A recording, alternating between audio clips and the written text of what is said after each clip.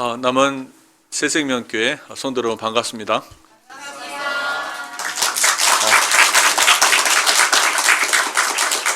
제가 방문했던 교회 중에 가장 열렬한 환영이었습니다. 확실히 렘넌트들이 많아서 그런 것 같네요. 저는 제가 신앙생활을 어렸을 때부터 했는데 18살 때를 제가 은혜를 많이 받았어요. 거듭남의 경험, 하나님이 살아계시고 나의 죄를 모두 사하셨다는 그러한 믿음과 확신이 18살 정도 때 굉장히 와닿습니다. 그래서 그때 저는 선교에 대한 말씀을 듣고 이제 선교에 대해 꿈을 꾸기 시작했어요. 그래서 18살 고등학교 2학년 때부터 저는 중국을 위해서 기도했습니다. 그 당시에는 수교가 이루어지지 않았기 때문에 이제 중국은 이제 철의 장막이라고 했죠. 중국이라고도 부르지 않고 중공이라고 불렀죠. 갈 수도 없는데 어떻게 선교하겠느냐. 그냥 믿음으로 그때부터 준비하고 기도했습니다. 대학을 들어갈 때 중어 중문학과를 지원해서 들어갔고요. 근데 대학 들어간 지 그 다음에 제가 군대에 있을 때 수교가 이루어졌어요. 수교가 이루어져서 이제 갈 길이 열린 것이죠. 그러다가 군대를 갔다 와서 제가 24살 때 중국에 파송받아 가게 됐습니다.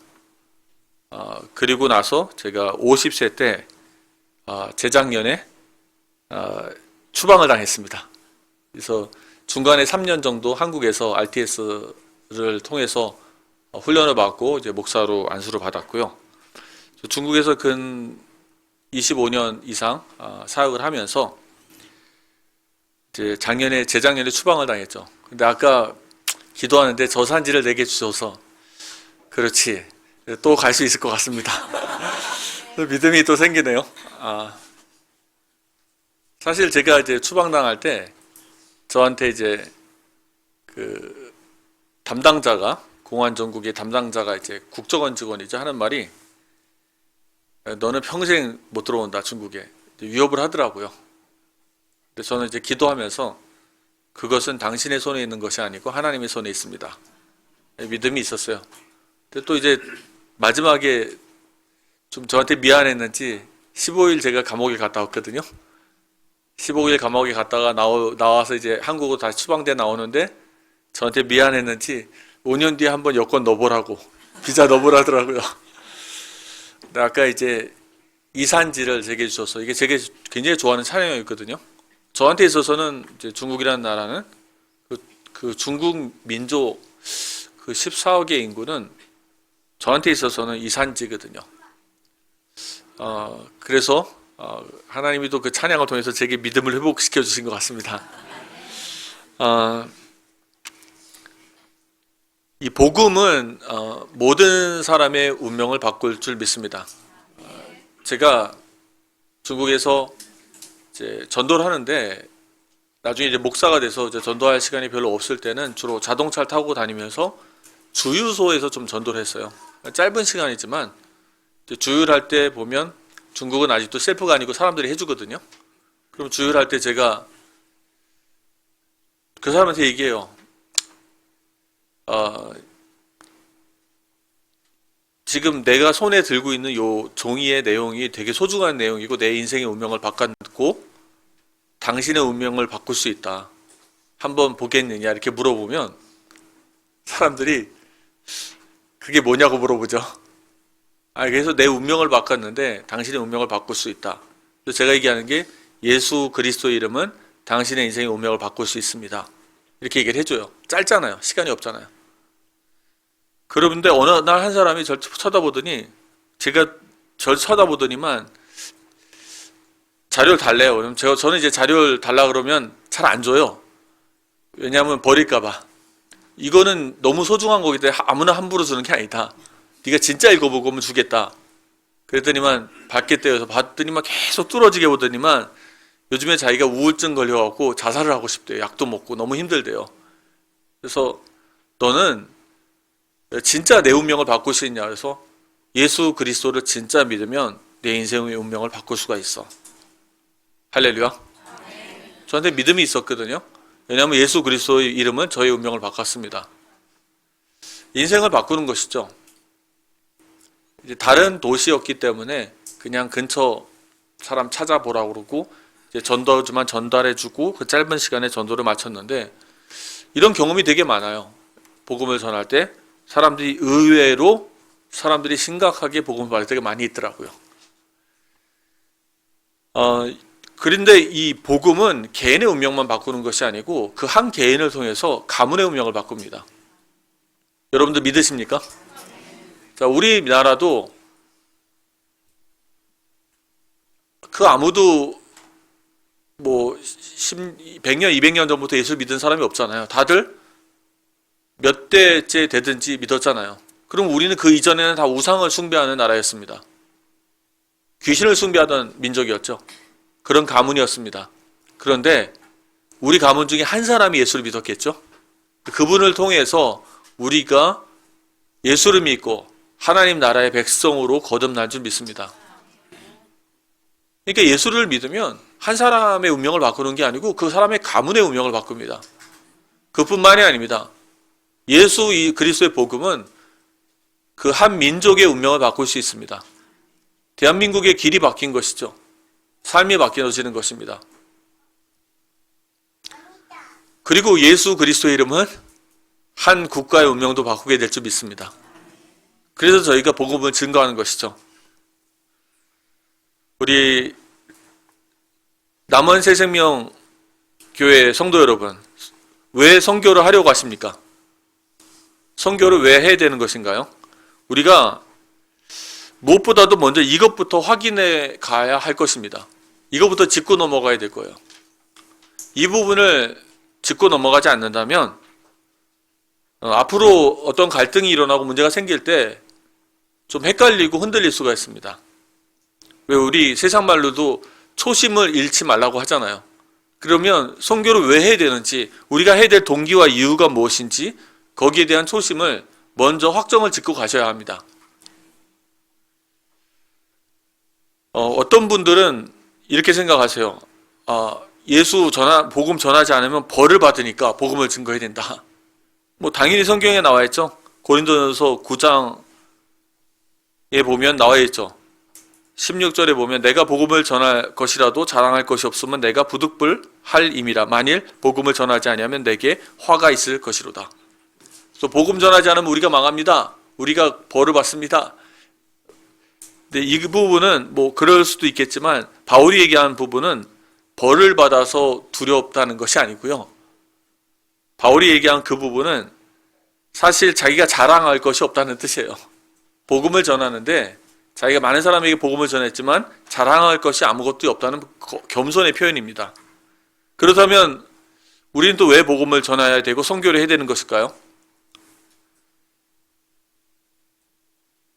선교를 하면은 사실은 교회에 유익이 있을 수도 있습니다.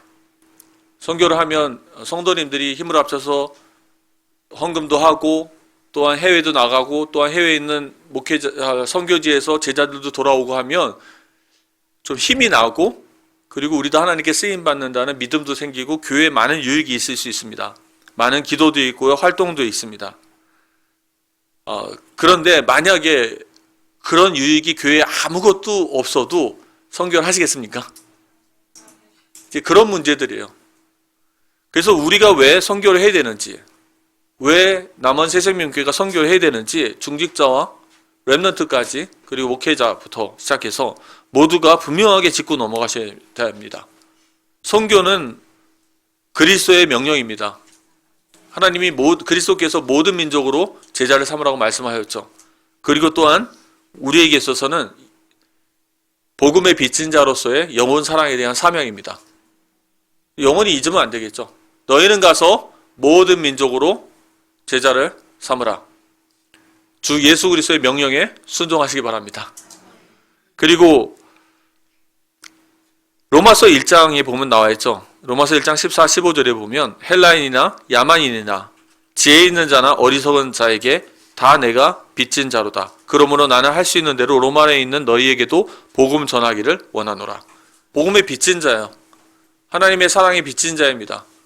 누군가 복음을 나에게 전해줬고 내 인생의 운명이 최고의 행복자로 서게 된 줄 믿습니다. 그래서 나도 다른 사람에게 복음을 전하고 싶어요. 그리고 복음을 전해야 합니다. 그리고 더군다나 선교 현장에는 복음을 한 번도 들어보지 못한 사람들이 많이 존재한다는 거예요. 제가 중국에 처음 갔을 때 첫 번째 영접자가 저한테 제가 간 지 한 반년 만에 언어도 잘 못하는 상태에 저한테 자꾸 무슨 얘기 하는데 그쪽 지역이 방언이 심해갖고요. 보통 말도 아니고 방언도 아니고 섞여서 하는데 긴가민가 잘 못 알아듣겠어요. 그래서 저도 반년밖에 하지 않았기 때문에 잘 못하는 상태인데, 근데 이 친구 하는 말을 듣고 제 귀에는 나 좀 살려달라라는 소리가 들리는 거예요. 그래서 제가 얘기했죠. 혹시 예수 얘기 들어봤냐? 문제는 여러 가지, 답은 오직 하나, 오직 그리스도. 맞습니까? 예수의 이름이 그 아이의 운명을 바꿀 수 있겠죠. 그래서 제가 예수를 들어봤냐니까 들어봤대요. 근데 제가 보니까 들어본 적이 없는 눈치예요. 그래서 복음 전하고 예수 영접했어요. 영접했으니까 그 다음날 제가 저희 기숙사에 불러다가 우리 성경 공부 같이 하자. 하나님 말씀 배워야 된다. 불렀죠. 불렀는데 좀 이따 그 여자친구랑 이제 저희가 기대했던 바로 다락방에서 얘기하는 대로 모임이 다 끝났는데 여자친구가 또 들어온 거예요. 여자친구한테 예수 들어봤냐 하니까 들어본 적이 없대요. 복음 전했습니다. 영접을 하고요.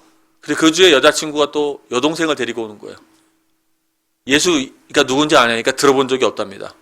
자, 제가 무슨 얘기를 하려고 하냐면 선교 현장에는 예수의 이름도 모르는 사람들이 많습니다. 그러니까 아예 지식이 없고 문화 수준이 낮은 사람들은요, 예수의 이름을 들어보지도 않은 사람들도 많이 있어요. 전혀 모릅니다. 제가 목사한다 그럴 때 저희 장모님은 그러면 결혼 안 하는 거냐고. 왜냐면 스님들은 다 결혼 안 하잖아요. 그러니까 비교할 게 스님밖에 없겠죠. 그러니까 전혀 모르는 거예요. 교회, 그리고 성경, 하나님 말씀 전혀 모르는 사람들이 쫙 깔려져 있고요. 그들에게 있어서는 오직 우상 숭배밖에 없습니다. 귀신을 숭배하는 것밖에 없어요. 하나님은 믿지 않아도 귀신은 믿습니다. 세상 사람들 그렇지 않나요? 하나님 안 믿잖아요. 근데 아마 귀신이야. 귀신은 믿어요. 그게 바로 선교 현장이고요. 하나님을 떠난 현장입니다. 귀신을 숭배하고 그리스도 복음 전혀 이해하지 못합니다. 이런 현장이 지금도 전 세계 곳곳에는 많이 남아 있습니다. 하나님은 우리 렘넌트 여러분들을 불러서 선교지에 파송하기 원하십니다. 첫 번째 우리는 분명하게 남원 새생명교회는 이것을 분명하게 확정을 짓고 가셔야 돼요. 이것은 되든 안 되어지든 해야 할 그리스도의 명령입니다.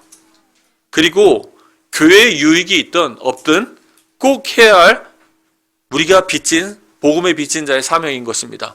영혼에 대한 사명이에요. 사실은 많은 교회들이 선교 헌금을 하다가 교회가 어려워지면 제일 먼저 끊는 것이 선교 헌금입니다. 왜 그럴까요? 교회 유지와는 전혀 상관이 없기 때문에 끊든 있든 안 끊든 교회는 도움이 안 되니까 별 의미가 없기 때문에 남으면 하는 것을 선교라고 생각하시죠. 그래서 첫 번째부터 짚고 가셔야 돼요. 혹시 남원 새생명교회 선교사를 파송하신다면 교회가 어려울 때 제일 먼저 뭘부터 줄이겠어요? 그 선교사에 대한 헌금부터 줄이자는 게 대부분 중직자님들의 생각이십니다. 거기서 이제 목회자가 동일하면 그대로 갑니다. 그게 왜 그럴까요? 첫 번째 단추를 제대로 끼지 않은 거예요. 왜 선교를 해야 되는지, 선교에 대한 이유, 이 부분을 분명히 짚고 선교를 시작하는 남원 새생명교회 되시기 바랍니다. 자, 두 번째입니다. 두 번째로는 이제 제가 같이 나눌 말씀은 이제 선교의 목표겠죠. 그러면 우리가 어떻게 선교를 해야 될까? 어떤 목표를 가지고 해야 되는 것인가? 남원 새생명교회가 하려는 선교의 목표는 무엇입니까? 많은 교회가 복음을 전한다고 얘기합니다. 하나님 나라 확장한다고 얘기합니다. 그리스도의 명령에 순종한다고 얘기합니다. 영혼을 구원한다고 얘기합니다. 그런데 너무 구체적이지 못하잖아요. 추상적이잖아요. 그리고 또 제자를 세운다고 합니다. 절대 망대를 세웁니다. 알긴 알겠는데 좀 추상적이잖아요. 그러면 남은 새생명교회는 어떤 목표를 가지고 가야 합니까? 세계복음화 너무 크잖아요. 성령의 인도를 따릅니까? 맞습니다. 성령의 인도를 잘 따라가셔야 돼요. 근데 성령의 인도는 왔다 갔다가 아닙니다. 제가 분명하게 체험한 30년 동안 그리고 4, 50년 동안 제가 만났던 그리스도는 일관성 있으신 분입니다. 왔다 갔다 하시는 분이 아니에요. 성령 인도 받을 때 이제 왔다 갔다 하는 사람들이 다 성령 인도가 아니고 다 자기의 생각입니다. 자기의 유익과 이익을 따라가는데 말은 거기다 이제 성령 이름을 붙이죠. 왜냐? 그런 사람 특징들은 왔다 갔다입니다. 자꾸 바뀌어요. 그런데 하나님은 그리스도는 일관성이 있으세요. 뭐 세상 우리 인간적인 얘기로 우리에게 세계관과 가치관과 인생관이 있잖아요. 일관성이 있으셔야 합니다. 이게 일관성이 없다는 것은 세계관과 가치관과 인생관이 흔들린다는 거예요. 없다는 거예요. 그 얘기는 복음이 우리들의 세계관과 인생관과 가치관을 바꿔놓지 못했다는 얘기입니다. 결국 누가 주인이에요? 내가 주인이에요. 나의 유익이 주인입니다. 나의 이익이 최고의 목표입니다. 교회도 그렇게 가요. 하다가 선교하다가 힘들면 선교비 끊습니다. 제가 참 감사했던 것은 저를 후원해 주시는 분 중에 20년이 넘으신 교회가 있으세요. 그 교회가 가장 어려울 때 성도들이 중직자님들이 제 헌금을 줄이자 그랬어요. 끊자 그런 분도 계시고, 그런데 목사님이 자기의 사례를 줄이셨습니다. 담임 목사님이. 그리고 저를 계속 환신해 주셨어요. 너무 감사하죠. 저는 잊을 수가 없어요. 그리고 저에게도 그게 모델이 되어지고요. 선교가 이제 무엇인지 좀 감이 잡혀가십니까? 그리스도의 절대 명령입니다. 여러분들이 하고 싶어서 하고 여러분들이 주인에서 하고 안 하고는 문제가 아닌 거예요. 그럼 이 목표를 가지고 우리가 하는데, 자, 우리가 성령의 인도를 따라 한다고 해도 사실은 너무 이렇게 추상적일 수가 있고요. 그리고 말은 성경의 인도인데 사실 속으로는 거의 자기 유익 중심으로 갈 수가 있습니다. 자, 그래서 세상 말도 그런 말을 하죠. 마귀는 어디서 역사해요? 디테일한 데서 역사합니다. 그래서 계약을 해도 독소 조항이라는 게 있잖아요. 마귀는 항상 디테일한 데서 역사합니다. 그러면 마귀는 절대 우리에게 세계복음화 하지 말라, 제자 세우지 말라, 선교하지 말라는 얘기 하지 않아요. 선교해라, 세계복음화해라, 제자해라, 선교사 헌금 보내라, 선교 캠프 가라 하는데 그 중에 디테일한 데서 싹 바꿔버립니다. 내가 주인이 되는 것이죠. 그래서 우리가 좀 알아야 될 것이 있습니다. 몇 가지 기본 상식이 있는데요. 혹시 여러분 들어보셨나요? 선교지를 이렇게 분리하는 게 있어요. 선교가 이제 하려고 하는데 몇 가지를 좀 기본적인 상식을 갖고 좀 얘기해 주고 싶은데, 이제 선교지를 분리할 때 문화를 중심으로 분리하는 법이 있습니다. 그걸 뭐냐면 E0, E1, E2, E3라고 얘기해요. E는 이벤저리즘입니다. 전도예요. 그러면 이 제로는 뭐냐면 이제 문화거든요. 문화적으로 그 간격이 제로라는 뜻이에요. 그거 뭐냐면 교회 내입니다. 교회 내에 있는 사람들 중에 복음을 못 깨달은 사람을 도와주는 거. 그거를 이 제로라고 합니다. 전도의 제로. 그 다음에 이 완이라고 얘기하거든요. 그러면 이게 간격은 좀 넓어요. 그럼 그걸 누굴 얘기하냐면 교회 밖에 있는 대한민국 사람들입니다. 한 나라, 한 문화권인 대한민국의 교회 밖에 믿지 않는 사람들에게 전도하는 거를 이 완이라고 부릅니다. 그러면 이 투는 뭐냐면 그보다 좀 더 멀리 해요. 이 투는 그 간격이 멀다는 거예요. 그러면 그것은 해외에 있는 한인들을 얘기해요. 해외에 있는 한인들 만나면 여러분들 말이 통하죠. 근데 그 사람들 문화가 달라요, 안 달라요? 좀 다릅니다. 해외에 있는 한인분들 오래 사신 분하고 같이 식사하는데 샤브샤브를 먹으려고 그러니까 되게 부담스러워 하세요. 왜냐면 다 따로따로 먹어야지 뭐 하나에 놓고 막 같이 한 젓가락으로 집어 먹으니까 이제 부담스러워 하는 거예요. 문화적인 차이가 있죠. 말은 통하는데. 이 2라고 얘기합니다. 그런데 이 3는 뭐냐면 이 3는 이제 완전히 먼 거예요. 그건 뭐냐면 문화도 다르고 언어도 다릅니다. 다 달라요. 이걸 바로 해외 선교라고 얘기하는 거예요. 그리고 우리가 말하는 해외 선교를 접근하는 방식을 둘 때 우리 남원 새생명교회는 목표를 어디다 두시겠습니까? E0, E1은 아마 국내니까 뭐 선교라고 하긴 좀 그렇겠지만 E2, E3. 자, 저희가 정확하게 이제 선교라고 할 때는 해외 선교라고 한다면 주로 E3입니다. 그건 뭐냐면 문화도 다르고 언어도 다른 민족, 다른 나라의 사람을 두고 이야기하는 것이에요. 자, 그리고 이제 그렇다면 내가 해외 선교를 하고 싶어. 그렇다면 전략적으로 우리가 좀 선교지를 분석하는 게 있어요. 자, 어떤 전략이 있냐면 첫 번째입니다. 첫 번째는 추수 지역이라는 것이에요. 뭐냐면 열매가 많이 나는 데가 있습니다. 그러면 거기를 도와줘요.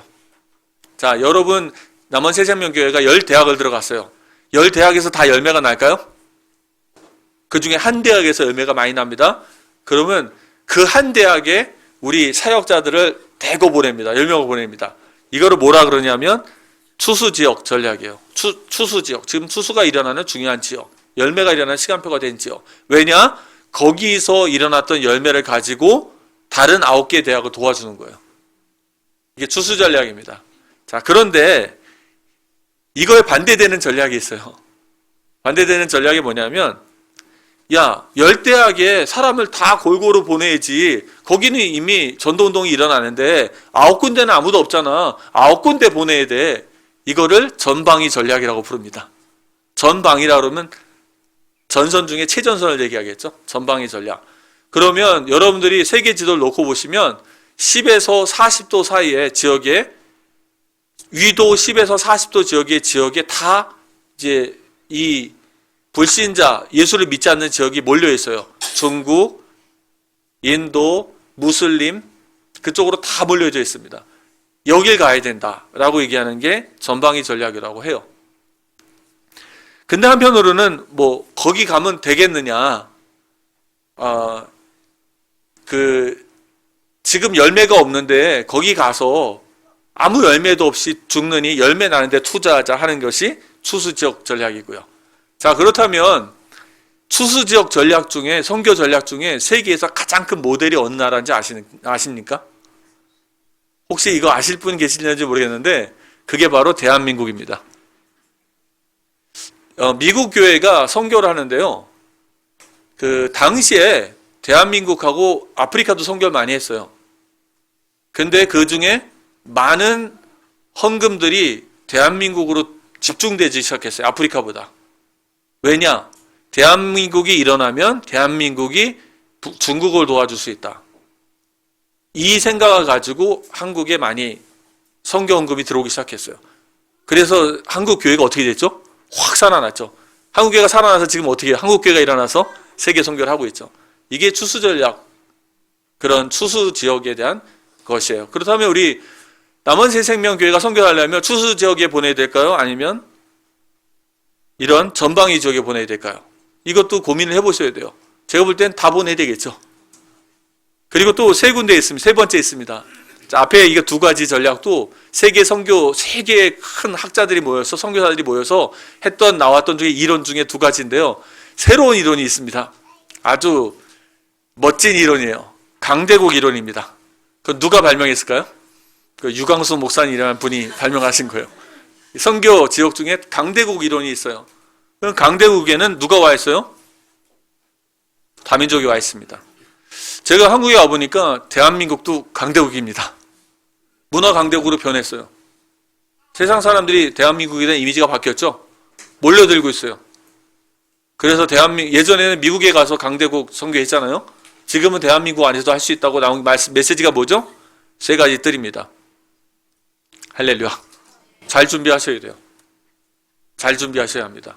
그렇다면 우리 남원 새생명교회가 접근할 수 있는 방법이 추수지역과 전방위 지역과 강대국 세 가지 뜰로 접근 방식을 할 수가 있겠죠. 그리고 선교 형태가 있습니다. 선교 형태를 몇 가지 분류할 수가 있는데요. 첫 번째로는 교회 개척입니다. 어쨌든 선교지에 예수를 믿지 않는 그 지역에 교회가 세워져야 할 줄 믿습니다. 교회는 하나님이 이 땅에 세우신 최고의 조직이죠. 최초의 조직이고 최고의 조직입니다. 그 어떤 조직보다도 교회는 하나님이 세우신 그리스도가 머리 대신 최고의 축복의 조직인 줄 믿습니다. 교회가 세워져야 돼요. 대한민국이 이렇게 복을 받은 이유들도 교회가 세워졌기 때문이거든요. 자, 그래서 선교 형태에서는 교회 개척이 있습니다. 또 다른 선교도 있어요. 어떤 선교가 있을까요? NGO를 통해서 사역을 하죠. 혹은 가서 병원을 세웁니다. 혹은 가서 학교를 세웁니다. 이런 사역도 하죠. 이것을 프로젝트 사역이라고 합니다. 자, 남은 새생명교회는 어떤 사역을 해야 될까요? 선교사를 파송해서 교회를 개척해야 할까요? 아니면 돈을 병원이나 학교를 통해서 전도와 선교를 할까요? 자, 참고로 병원이나 학교는 돈이 엄청 많이 들어갑니다. 프로젝트 사역은 돈이 많이 들어가요. 문화를 바꾸는 사역입니다. 자, 세 번째로는 서포트 사역이 있어요. 대부분의 교회가 하시는 사역이에요. 어떤 사역이냐면 선교지에 이미 현지인 교회가 있잖아요.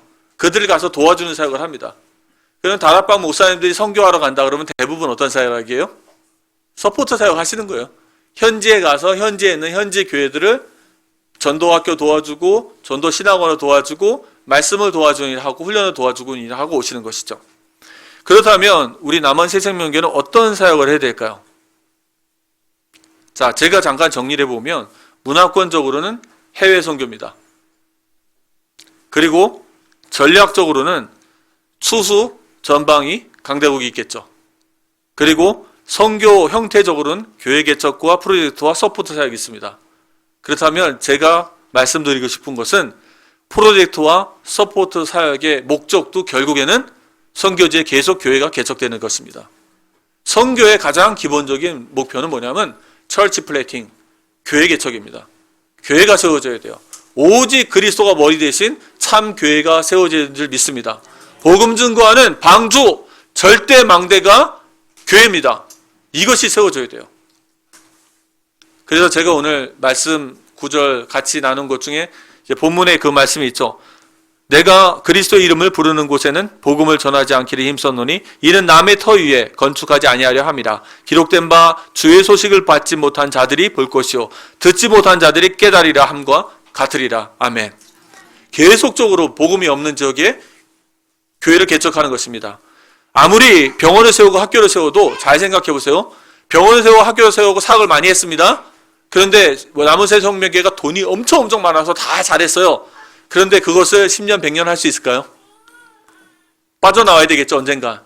빠져나오고 그들이 해야 되잖아요. 그럼 누가 합니까? 개교회들이 힘을 합쳐서 그 일을 해야 되는 거예요. 현지 교회들이 그 일을 해야 되는 것입니다. 만약에 우리가 딱 빠져나왔는데 병원도 무너지고 학교도 무너지면 우리가 성공한 걸까요? 실패한 걸까요? 실패한 거예요. 우리의 사역은 실패한 것입니다.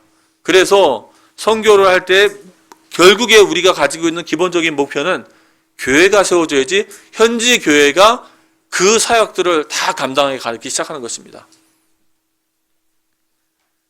남원 새생명교회 선교는 목표에 무엇일까요? 제가 권유하는 것은 교회 개척입니다.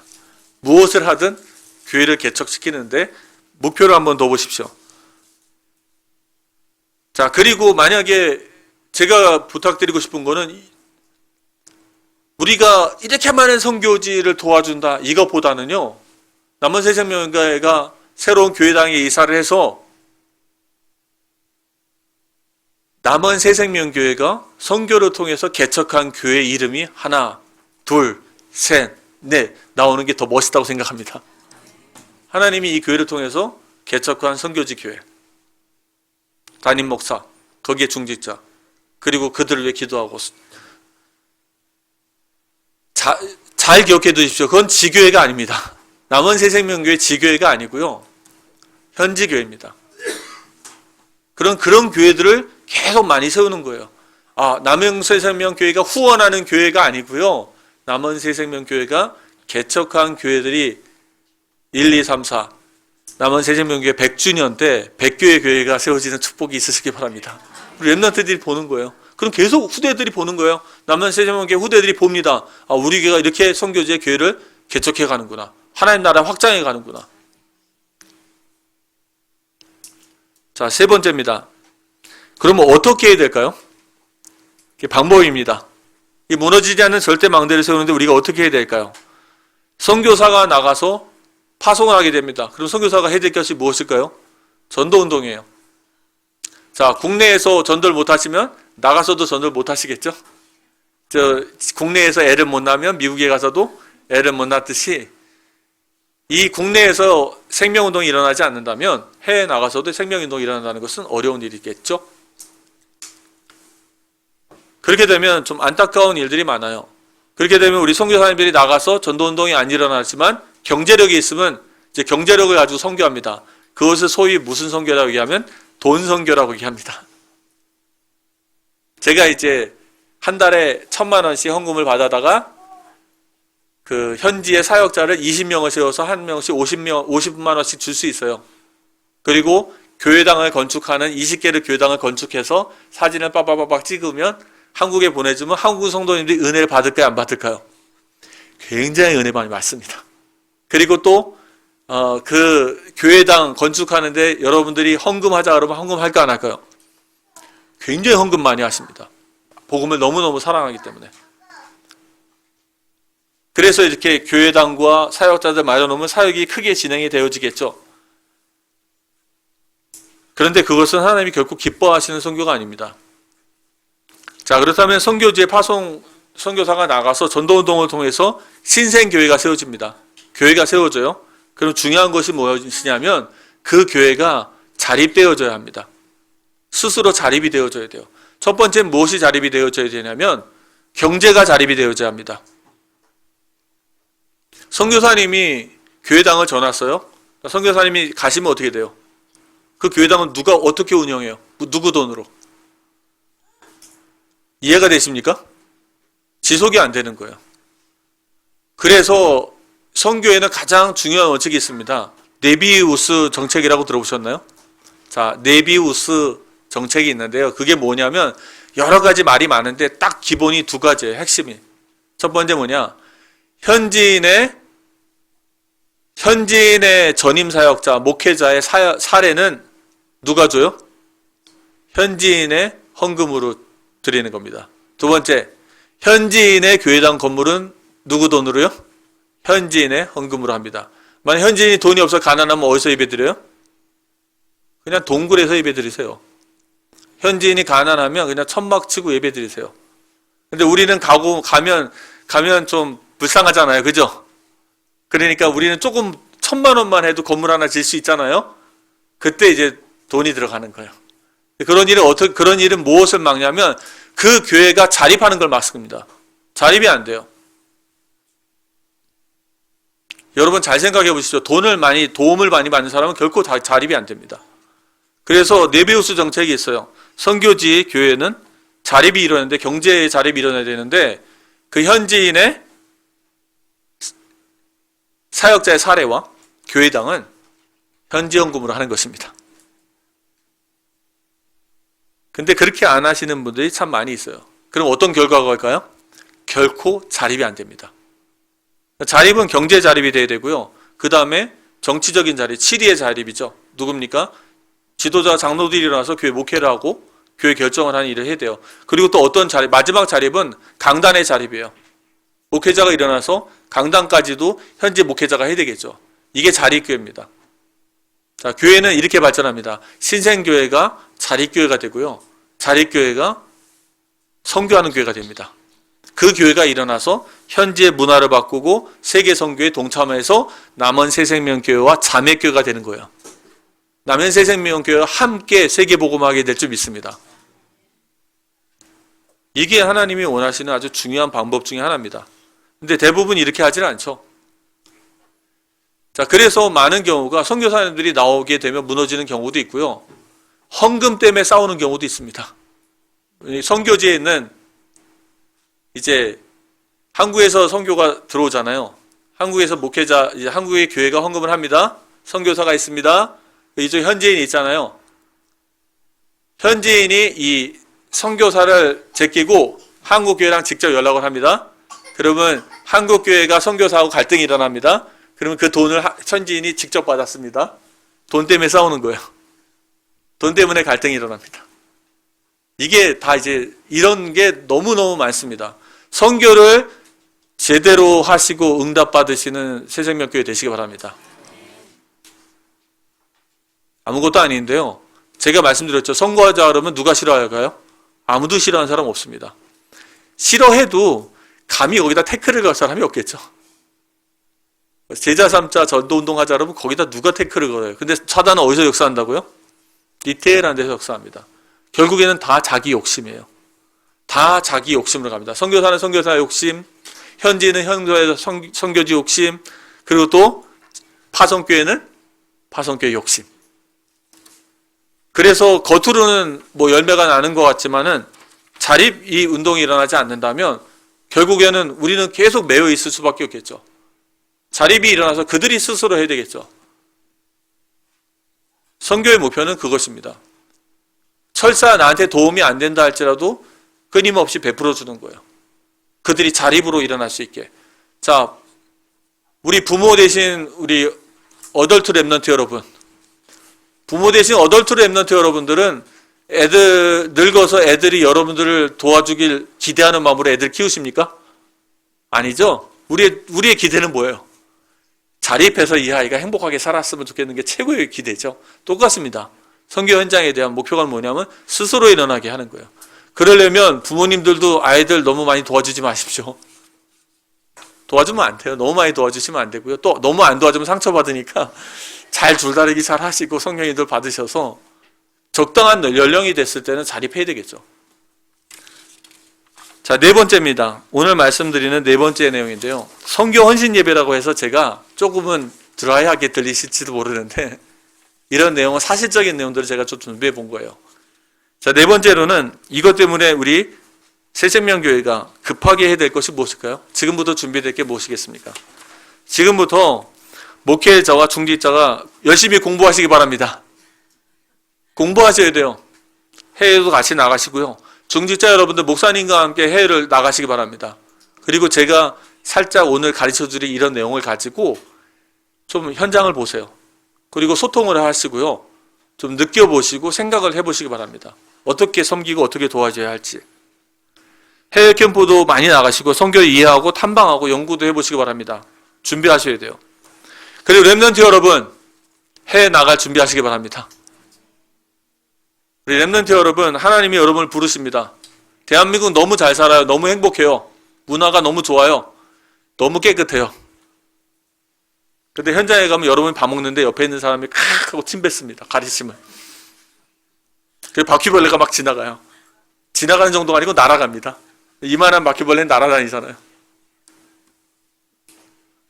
날아다니다가 면에 안 들어가기 다행이죠. 그런 경우도 있어요. 그런 게 이제 전도 현장이기도 해요. 안 좋은 나라 가게 되시면. 주로 이제 전방위 지역 가게 되면 안 좋은 환경이에요.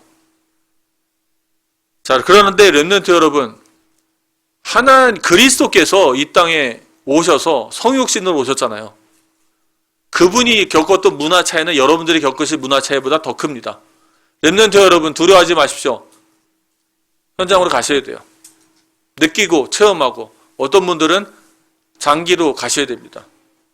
다른 데서 선교사를 청빙하느니 남한 새생명교회가 더 부흥하시고 많은 선교사를 키우는 교회가 되시기 바랍니다. 파송하세요. 그리고 받으려고 하지 마시고요. 파송해서 그 교회가 자립해서 또 선교할 수 있으면 거기에 만족하시기 바랍니다. 그냥 만족하세요. 기뻐하세요. 남원 새생명교회를 통해서 세운 교회가 하나, 둘, 셋, 넷, 다섯, 여섯 계속 일어나길 바랍니다. 그리고 재정이 있습니다. 선교 기업도 준비하시기 바랍니다. 우리 렘넌트들 중에는 그냥 선교 기업을 꿈꾸세요. 선교 기업을 꿈을 꾸시고요. 여러분이 하는 사업에 모든 이윤들, 뭐 재투자나 내가 갖는 나나 혹은 뭐 직원들이 나눠 가져야 될 그런 이익 빼고 남는 모든 이익은 선교를 하겠다. 이런 기업을 만드시기 바랍니다. 그게 선교 기업이죠. 여기서 일어나는 정상적인 지출 외에 나머지 이윤들은 다 선교를 하겠다. 구멍가게라도 네일샵이라도 그런 것만 만들어 보시고요. 렘넌트들은 그런 꿈을 꾸시기 바랍니다. 교회 재정도 준비하시기 바랍니다. 선교비는 지출이 아닙니다. 소비가 아니에요. 당연히 하나님의 축복이 더 많이 있을 줄 믿습니다. 하지만 없다고 할지라도 해야 되는 것입니다. 그래서 남원 새생명교회는 지금부터 기도로 준비하시기 바랍니다. 진짜 마음을 품고요. 지도도 크게 붙여놓으시고요. 그리고 선교지를 위해서 기도하시기 바랍니다. 선교 기도 준비하시고, 선교 기업도 준비하시고, 재정도 준비하시고, 그 다음에 우리 렘넌트들 미래를 준비하시기 바랍니다. 하나님이 여러분들 부르십니다. 선교사가 일어나 나가야 돼요. 내가 죽으면 죽으리라. 할렐루야. 특히 형제들 일어나시기 바랍니다. 형제님들이 일어나야 돼요. 21세기에 제가 볼 때 21세기의 영적 문제 중에 하나는 남자들이 재구실을 못하는 게 21세기 영적 문제입니다. 그 여자들 의지해서 남자들이 가정을 꾸리지 못하고 가정을 능력을 의지하지 못하는 남자들이 너무너무 많아요. 중국도 너무 많습니다. 제가 볼 때 20세기 영적 문제 하나는 남자 문제예요. 남자가 재구실을 못하는 것을 우리가 지금 비웃고 그런 비아냥거리는 얘기가 아니고요. 사실적으로 영적 문제고 사단의 절대적인 공격입니다. 형제들이 일어나야 돼요. 교회 안에서도 형제들이 일어날 줄 믿습니다. 남자분들이 일어나셔야 돼요. 하나님은 남자를 머리로 세우셨습니다. 일어나셔야 됩니다. 하나님 부르십니다. 일어나라고 부르시는 거예요. 그래서 형제들이 일어나서 교회 안에서도 책임지고, 남자들은 여자들이 말이 많으면 보통 이러거든요. 뒤로 물러서서 그래 네가 하고 싶은 대로 해. 하지만 네 잘못을 네가 알아서 치워. 네가 싼 XX는 네가 치워. 뭐 이렇게 굉장히 이렇게 비웃는 태도로 있죠. 절대 그러시면 안 돼요. 가정에 누구 것도 형제들이 책임지시기 바랍니다. 남자들은 다 자기들이 책임져야 돼요. 가정도 책임지고 교회도 책임지고, 그래서 형제들이 일어나서 하나님의 부르심에 여러분들이 회답하시기 바랍니다. 그래서 우리 렘넌트 형제들이 일어나서 가야 돼요. 자매들은 제약들이 많이 있죠. 여러 가지 제약이 많아요. 아무리 선교하겠다 해도 선교 대상자 못 만나고 그냥 딴 사람 만나면 또 그 길로 가야 돼요. 그런 경우가 너무 많잖아요. 형제들이 많이 일어나시기 바랍니다. 우리 남원새생명교회 자매님들은 그런 형제를 만나서 데리고 오세요. 데리고 오셔서 선교 나가시기 바랍니다. 그냥 격려하는 말이 아니고요. 하나님의 원하시는 뜻입니다. 이 메시지, 이 콜링에 응답하는 사람들이 계속 일어나야 돼요. 지금부터 하나하나 준비하면 됩니다. 크게 하실 필요는 없어요. 많이 한다고 하실 필요는 없어요. 그때 가서 하자 그러면 절대 안 됩니다. 조금씩 지금부터 준비하시기 바랍니다. 아무것도 안 하면 3년 뒤에 아무것도 없습니다. 그런데 하나씩 하시면 3년 뒤에 제법 괜찮은 게 나올 거예요. 여러분들이 선교하는데 발판이 될 만한 것들이 나옵니다. 아무것도 안 하면 3년 뒤에도 아무것도 없습니다. 그래서 제가 많은 경험한 부분이에요. 성령의 인도하심을 할 때는 감동을 줄 때 순종해야 합니다. 우리가 할 수 없는 쪽에서도 순종해서 하나하나 준비할 때 하나님이 많은 열매를 뒤에 주시기 시작합니다. 우리는 되어진 것만 보잖아요. 그 되어진 것까지 이루기 전까지 얼마나 많은 희생과 얼마나 많은 노력과 시간과 헌신이 있었는지 우리는 잘 모르잖아요. 되어진 것만 보잖아요. 자, 그렇다면 그게 맞다면 우리 100년의 그런 새생명교회 응답이 있다면 그거 되어지기 전까지 지금부터 준비하시기 바랍니다.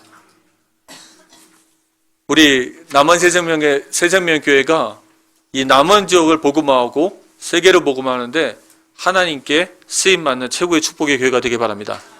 전주에 무슨 교회가 있죠? 선교 제일 많이 하는 교회.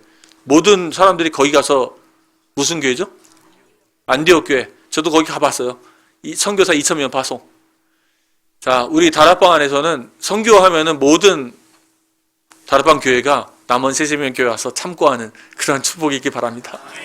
기도하겠습니다. 하나님이 기뻐하시는 선교를 남원 새생명교회가 감당하게 하여 주옵소서. 하나님이 저들의 마음속에 소망을 주시며 부르심을 주시고 이 교회를 통하여서 세계 선교에 놀라운 응답을 하나님이 허락하여 주옵소서. 곳곳에 절대 망대를 세우게 하여 주옵소서. 예수 그리스도 이름으로 기도합니다. 아멘.